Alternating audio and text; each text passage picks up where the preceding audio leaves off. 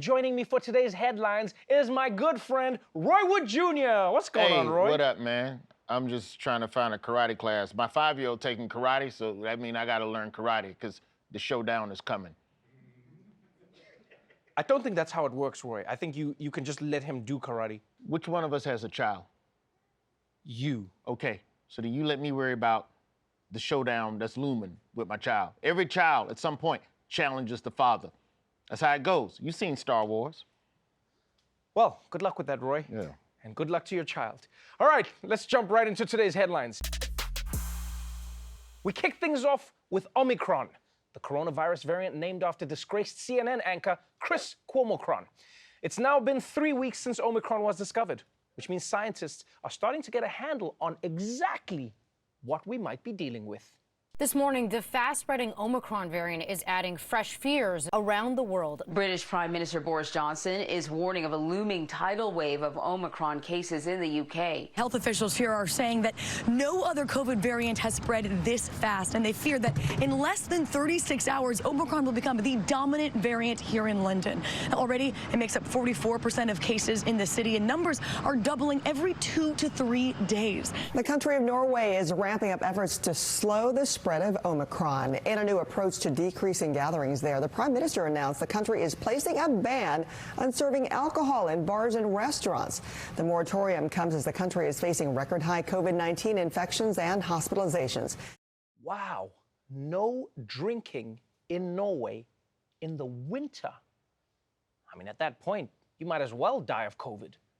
Also, why are they keeping the bars open if you can't drink? Are there people out there who are like, I still enjoy the communal peanuts and shouty conversations and standing in someone else's pee while I pee?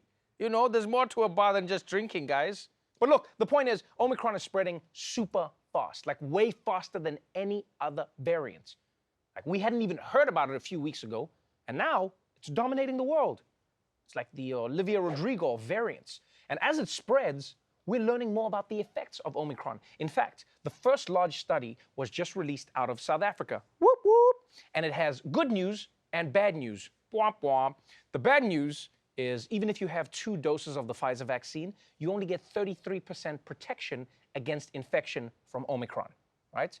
The good news is if you do get Omicron, you're about 30% less likely to go to the hospital than with Delta. But the bad news is there was a hot single doctor at the hospital who could have been your soulmate, and you'll never get to meet him. Yeah. The good news is he has a lot of student debt, and that would have totally weighed on your relationship after a while. Sorry, where was I going with this? Oh, yeah. If you're worried about catching Omicron, the good news is that a booster shot is actually very effective. It's really effective protection. In fact, we shouldn't even be calling it a booster at this point. We should just call it the 3rd shot. You know, it seems like it's going to be completely necessary. Calling it a booster makes it sound optional, like someone's offering you a hot towel. Would you care for a booster shot? Yes. Yeah, what's with them hot towels? What's with them hot towels anyway, man? 1 minute it's hot, and then like a second later it's cold. Right? It doesn't even feel like it was felt nice for a second, then it's gone. Like it's a nice, warm, hot towel, and then it just turned into a cold rag. You know, nobody want a rag. It's instant as well. Yeah, that's part of the problem with it. It's like a thing, hot, but it's like it's too hot as well. Like they give it to you and you can't hold it, and then the next second it's freezing cold. Where did they heat this thing? How did they heat this? Like what temperature? I don't understand these towels at all. You know where they messed up with this booster shot also, dog, is that they messed up calling the first shot the vaccine. We're supposed to be vaccine done. They should have just called that medicine, and then called this shot more medicine. Everybody like more medicine. Extra strength? More medicine. That's all you had to call it. Yeah. More medicine. And not market it. That's how you do it. You know why people was taking all that horse stuff and drinking the bleach? Word of mouth. Wasn't no commercials for it. Everybody want to be up on that new. Nobody wants to Stop talking about the booster. See how many people go get the booster. You just make it like a whisper campaign. Yeah. Like, I got that booster. Nah, there's no booster. Hey, no, I heard it was a booster. Nah, there's no booster. Man, let me get the booster. I know you got that booster. There's no booster, man. Stop hating, baby. Come on, baby. All right, I'll talk to you later. All right, don't. Yeah. All right, let's move on to a story that involves 2 of America's most violent sports, hockey and capitalism. Everyone knows that teachers in America are underpaid. But what's really crazy is that teachers often have to spend their own money to buy supplies for their classrooms, which is insane. I mean, every time you hear this in America, you realize how insane this is, because no other job makes you do this. No one at McDonald's is ever like, oh, they won't fix the ice cream machine. I guess I'll have to bring my own ice cream from home. And if it's not depressing enough that teachers buy supplies for their students, one hockey team in South Dakota, well, they found a way to make it even worse.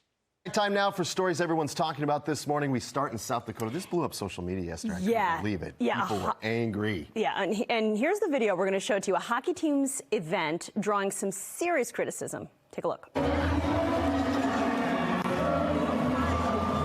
All right, so here's what's going on. The Sioux Falls Stampede hockey team held a Dash for Cash competition Saturday. So these are 10 teachers crawling around on the ice, grabbing as much money as they can to buy classroom supplies. However, many found this wrong to have teachers fight for money. Some even compared it to the Netflix show Squid Game. Oh, come on. This is nothing like Squid Game. I mean, for starters, you don't need subtitles to realize how sad this is. And at least if you win Squid Game, you get to keep the money. These poor teachers are debasing themselves to pay for textbooks that don't even teach slavery. Like, this is the most depressing thing I've ever seen at a sporting event, aside from any game where the Jets are playing. Like, I get that they were trying to help out the local teachers who need money for their classrooms, but you realize they could have just given them the money, yeah? You didn't have to turn their need into our entertainment. Like, can you imagine if lifeguards made you do like the Dougie before they saved you, huh? Now you're there drowning and you're like, I mean, would that be funny? Yes, but it's not appropriate. And you know, this really highlights how America cares so little about education. I mean, its teachers are wrestling on the ground for dollar bills. Meanwhile, the defense budget of this country is over $500 billion a year. And I'm not saying that defense contractors can't have that money, but they should at least have to wrestle around in jello for it. And naked. I want to see butts. It's a crazy story, dude. Right? It's very crazy. It's like, why would you give teachers money for supplies at the end of the year? What? It's too late. Them kids already flunked, man. They needed them supplies back in August. Why are you getting supplies to help kids? You ain't made an F. You can't bounce back from a December F. I don't know if you ever had a December F, but it's a wrap. Ain't nothing else you can do to save that kid. You just got to tell them, see you next year. You can stay in the class for the rest of the year so you can be familiar with this shit next year.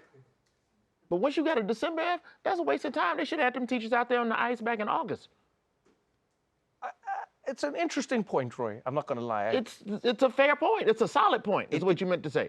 That is what I meant. It's a solid point. Yeah, that is what I meant. Also, they didn't offer them teachers a hot towel. That's the disrespectful part of it. They touching money. Ugh. Omicron out there. You just out there raw dogging cash with your hands.